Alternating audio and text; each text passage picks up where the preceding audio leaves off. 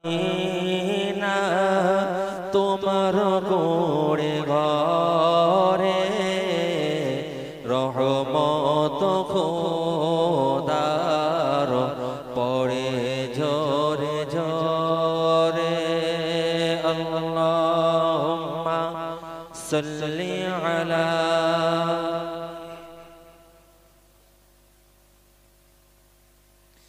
وعلى آل سيدنا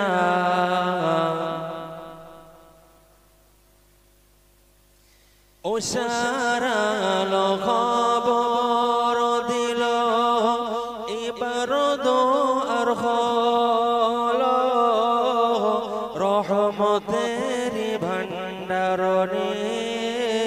দয়ার নবী এলো জোরে বলুন সুবহানাল্লাহ উশারালো খবর দিল এবার দোয়ার হলো রহমতের ভান্ডার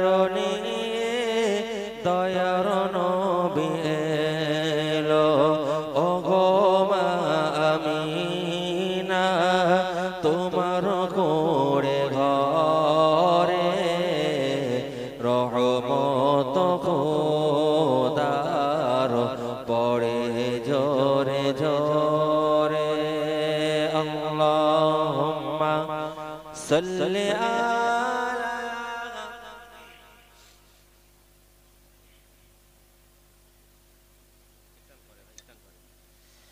وعلى آل سيدنا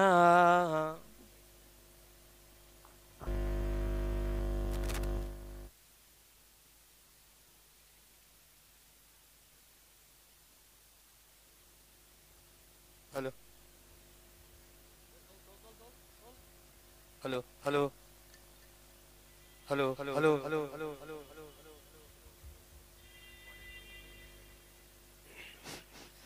اللهم صل على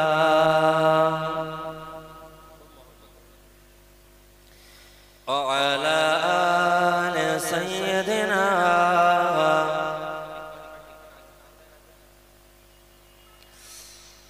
আশোক যতই তোফান আশোক যতই তোফান আমি কবু ডরি না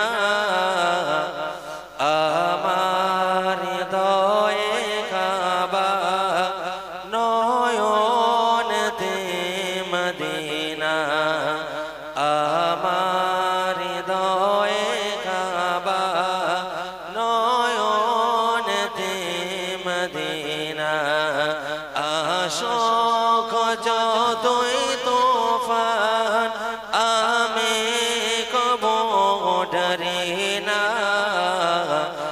আমার হৃদয়ে কাবা নয়নেতে মদিনা আমার হৃদয়ে কাবা নয়নেতে মদিনা জোরে জোরে লা ইলাহা ইল্লাল্লাহ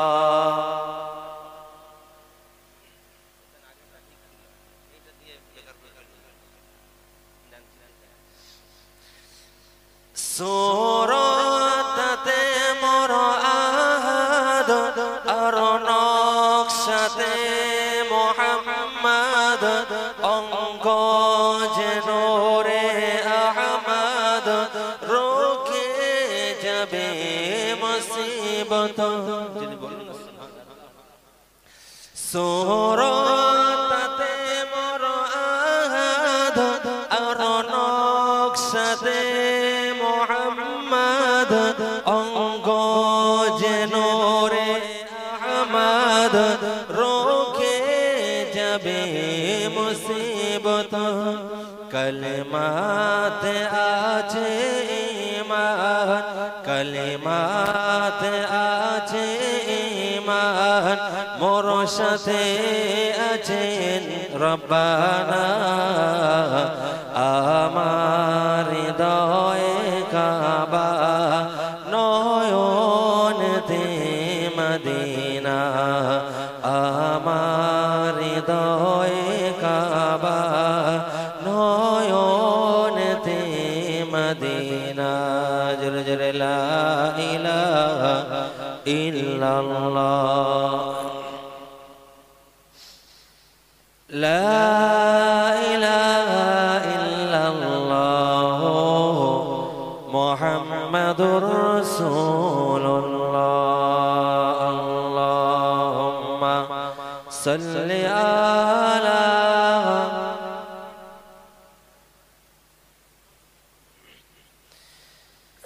ওয়া আলা আলি সাইয়্যিদিনা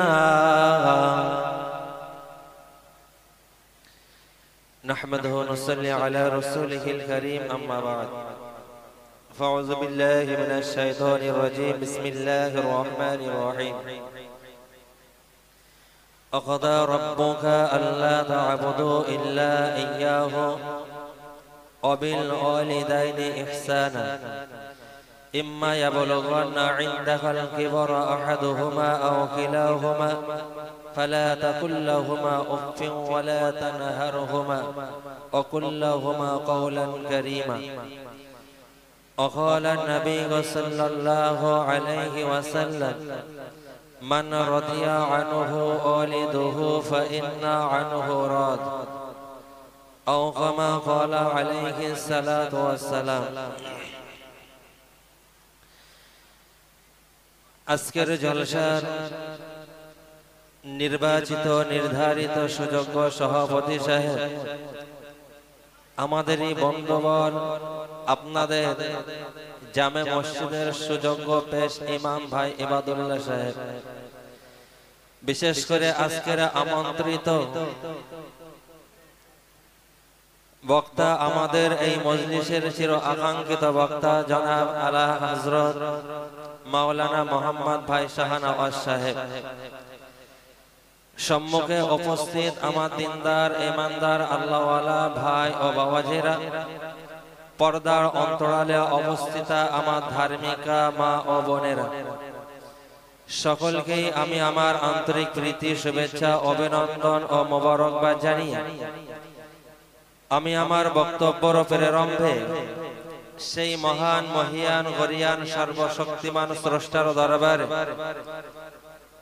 অন্তরের অন্তরস্থল থেকে কৃতজ্ঞতা আদায় করি যিনি আমাদেরকে পার্থিব জীবনের সমস্ত কাজ ও কর্ম থেকে বিরত রেখে এমনই একটি পবিত্রময় মজলিসে আসবার বসবার সাথে সাথে কিছু কোরআন ও হাদিসের আলোচনা শ্রবণ করার তৌফিক দান করেছেন সকলেই একটিবার মহব্বতের সহিত বলি আলহামদুলিল্লাহ অতঃপর লক্ষ কোটি দরুদ ও সালাম বর্ষিত হোক সেই পেয়ারা রাসূলের প্রতি জানারে ওসিলায় আল্লাহ পাক রব্বুল আলামিন এই গোটা বিশ্বকে সুন্দরভাবে সৃজন করিয়াছেন শুধু তাই নয় যে নবীর বিনা সুপারিশে আমার আপনার মতো অধম গুনাহগার বান্দারা কখনোই আল্লাহর দয়ার জান্নাতের চৌকাঠ পর্যন্ত ডিঙাতে পারবো না সেই নবীর শানে অসংখ্য দরুদ ও সালাম সকলেই বলি সাল্লাল্লাহু আলাইহি ওয়াসাল্লাম ভাই আজকে বর্তমান সময় ওয়াজ নসিহতের হার বেড়েছে না কমেছে জি বেড়েছে না এখান থেকে 30 বছর আগের খবর নিয়ে দেখুন এত ওয়াজ নসিহত ছিল না তথাপিও এখনকারের মানুষের আখলাক চরিত্র এদের আইডিয়াল আগের তুলনায় ভালো না খারাপ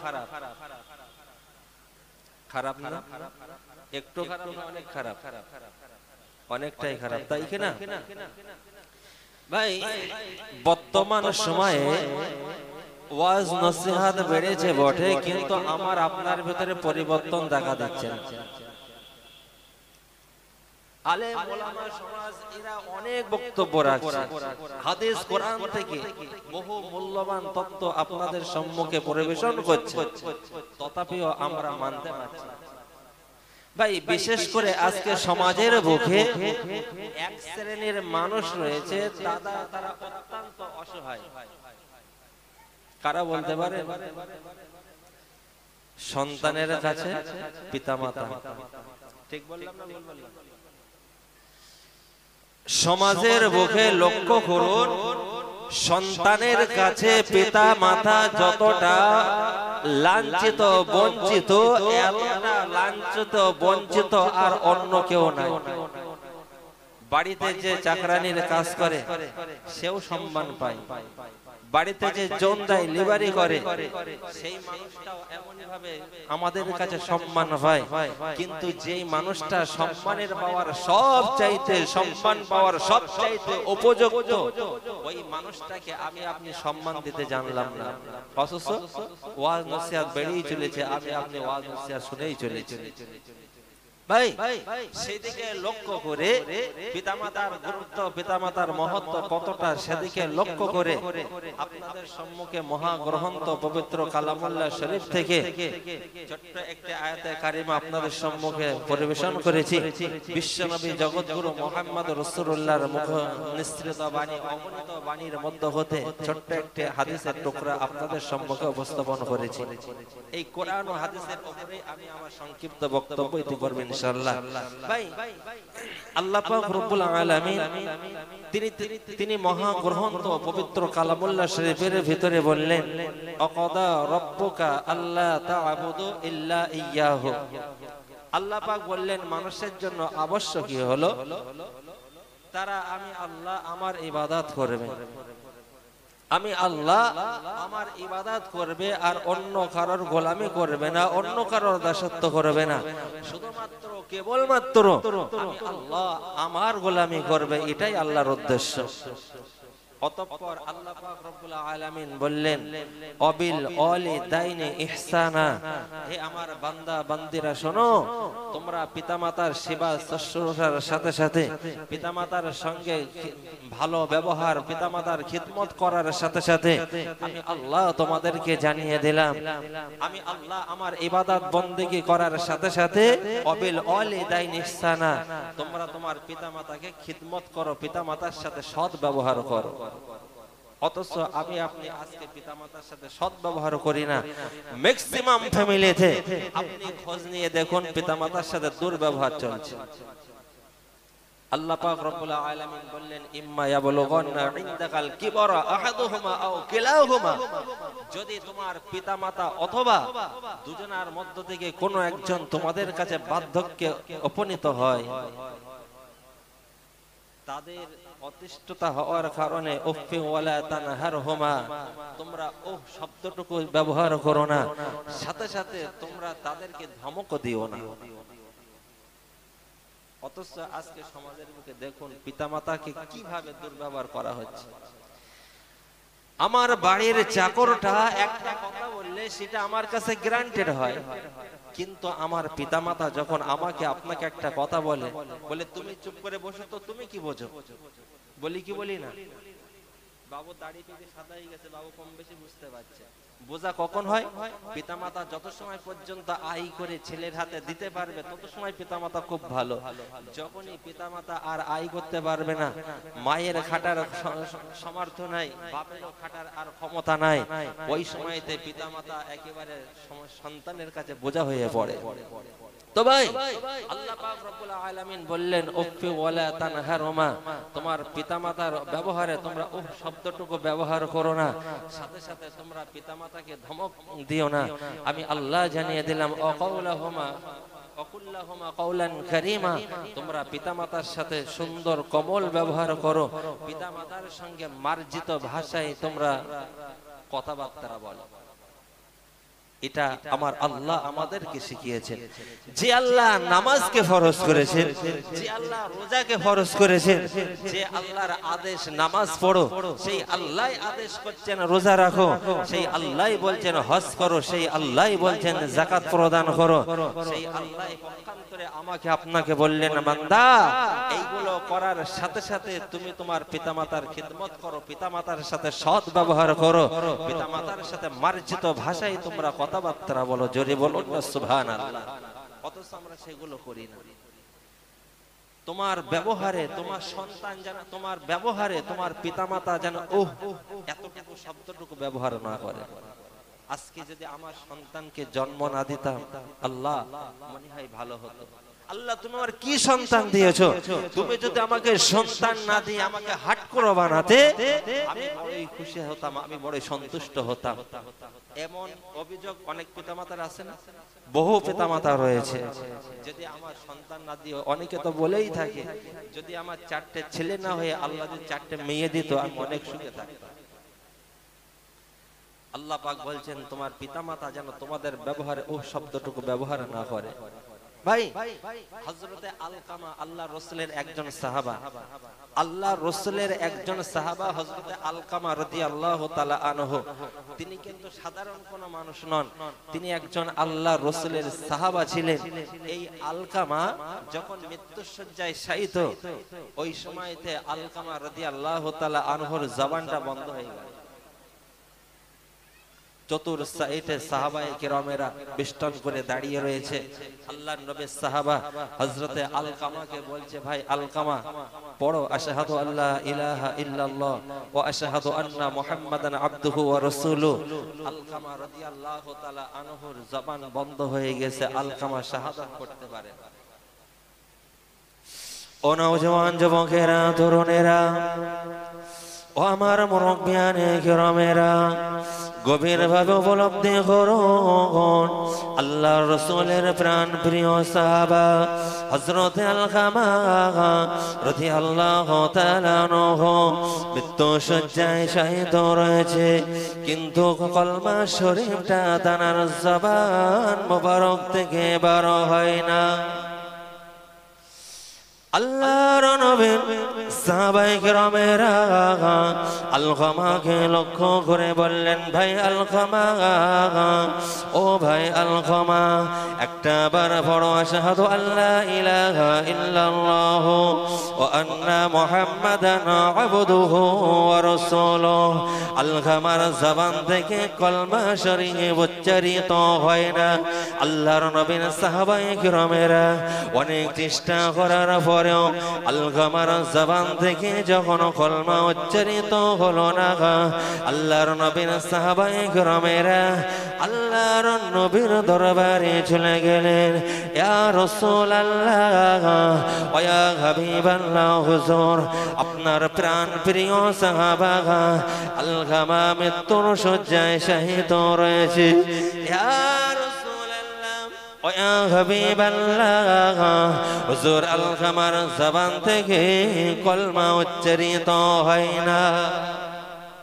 ইয়া রাসূলুল্লাহ, আলকামার জবান থেকে কলমা উচ্চারিত হয় না, মেহেরবানি করে আপনি চলুন, আপনার সাহাবা আলকামার কাছে একটু চলুন। আল্লাহর নবী বিশ্ব নবী আমার ওই সময়তে সাহাবায়ে কেরামকে সঙ্গে করে নিয়ে আলকামা রাদিয়াল্লাহু তাআলা আনহুর কাছে চলে গেলেন। আলকামা রাদিয়াল্লাহু তাআলা আনহুর কাছে বসলেন। আল্লাহর নবী কলমায়ে শাহাদাত তেলাওয়াত করতে লাগলেন। আশহাদু আল্লা ইলাহা ইল্লাল্লাহ ওয়া আন্না মুহাম্মাদান আবদুহু ওয়া রাসূলুহু। আল্লাহর নবী কলমায়ে শাহাদাত পড়তে থাকে, আলকামার জবান থেকে উচ্চারিত হয় না। আল্লাহর নবী চিন্তা করলেন, কি সর্বনাশ, আমার সাহাবা আলকামা সে বেঈমান হয়ে মারা যাবে। আলকামার জবান থেকে তো কলমা উচ্চারিত হয় না, অতএব আমি রাসূলুল্লাহ আমার পক্ষে আলকামার জবান থেকে কলমা বার করা সম্ভব নয়। এর মেন ঘাটি কোথায়, এর ত্রুটিটা কোথায়, সেই জায়গাতে আমাকে ওষুধ দিতে হবে, মলম লাগাতে হবে।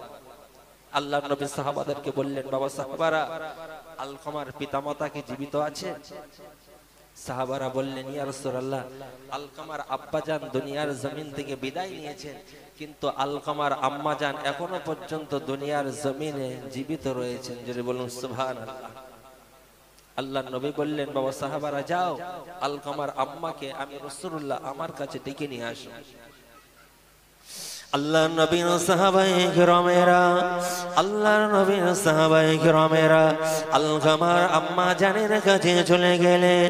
আলকামার আম্মাকে লক্ষ্য করে বলেন, আম্মা, আমার আপনার নবী, বিশ্ব নবী, জগৎগুরু মুহাম্মদুর রাসূলুল্লাহ আপনাকে এই মুহূর্তে তানার কাছে ডেকেছেন। দেরি করবেন না, চলুন, আল্লাহর নবী আপনাকে ডাক করেছেন। আল্লাহর নবীর সাহাবা হযরতে আলকামার আম্মা জান বিলম্ব না করে রাসূলুল্লাহ ডেকেছেন, আর বিলম্ব নয়, সাথে সাথে টুক টুক টুক টুক করে যতটা ক্ষমতা আছে দৌড়াতে দৌড়াতে আল্লাহ রাসূলের সম্মুখে দাঁড়িয়ে গেলেন। ইয়া রাসূলুল্লাহ, ইয়া হাবিবাল্লাহ, হুজুর আপনি আমাকে ডেকেছেন, বলুন আপনি আমাকে কি বলতে চান। আল্লাহর নবী, বিশ্ব নবী আমার ওই সময়তে বললেন, আম্মা, আপনার কলিজার টুকরা সন্তান আলকামা যদি আপনার কাছে কোনো প্রকার ত্রুটি করে থাকে, আমি রাসূলুল্লাহ বলছি আলকামাকে আপনি ক্ষমা করে দিন। জোরে বলুন সুবহানাল্লাহ। আলকামার আম্মা জান বলেছিল, ইয়া রাসূলুল্লাহ, ও ইয়া হাবিবাল্লাহ, হুজুর আমি আলকামার মা, আমি আলকামাকে ক্ষমা করতে পারবো না। আল্লাহ নবী বলেছিলেন, ও মা, আপনি যদি আলকামাকে ক্ষমা না করে আপনার কলিজার টুকরা সন্তান আলকামা চিরতরে জাহান্নামে হয়ে যাবে। ও মা, আপনি যদি ক্ষমা না করেন আপনার কলিজার টুকরা সন্তান সে তো জাহান্নামে হয়ে যাবে। আলকামার আম্মা জান বলেছিল, ইয়া রাসূলুল্লাহ, ও ইয়া হাবিবাল্লাহ, হুজুর আমার কলিজার টুকরা সন্তান আলকামা যদি জাহান্নামে হয়, আমি আলকামার মা, আমার কোনো দুঃখ নাই, কষ্ট নাই। ইয়া রাসূলুল্লাহ, আপনি আমাকে আলকামার ক্ষমার কথা বলবেন না।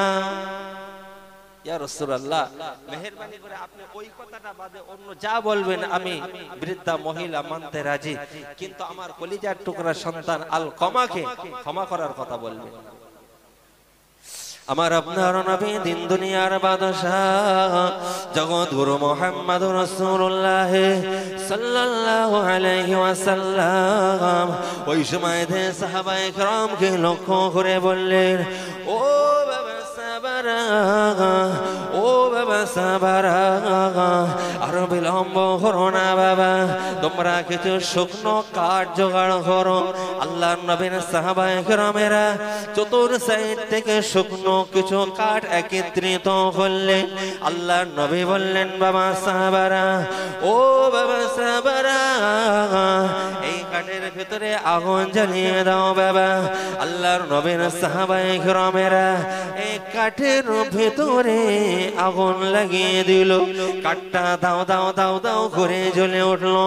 বিশ্ব নবী আমার সমস্ত সাহাবায়ে কেরামকে লক্ষ্য করে বললেন, ও বাবা সাহাবারা, আমি রাসূলুল্লাহ জানিয়ে দিলাম আমার প্রাণ প্রিয় সাহাবা আলকামার হাত পা ধরে টানতে টানতে এই আগুনের মধ্যে ফেলে দাও।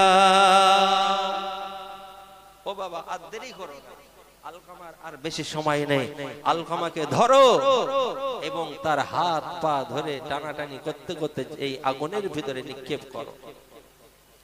আল্লাহর নবীর সাহাবায়ে কেরামেরা বিশ্ব নবী জগৎগুরু মুহাম্মদুর রাসূলুল্লাহ সাল্লাল্লাহু আলাইহি ওয়াসাল্লামের কথা মাফিক কেউ আলকামার হাত ধরে, কেউ আলকামার পা মোবারক ধরে, কেউ বা আলকামার কোমর ধরে, ধরাধরি করে আলকামাকে টানতে টানতে আগুনের ভেতরে নিয়ে যায়।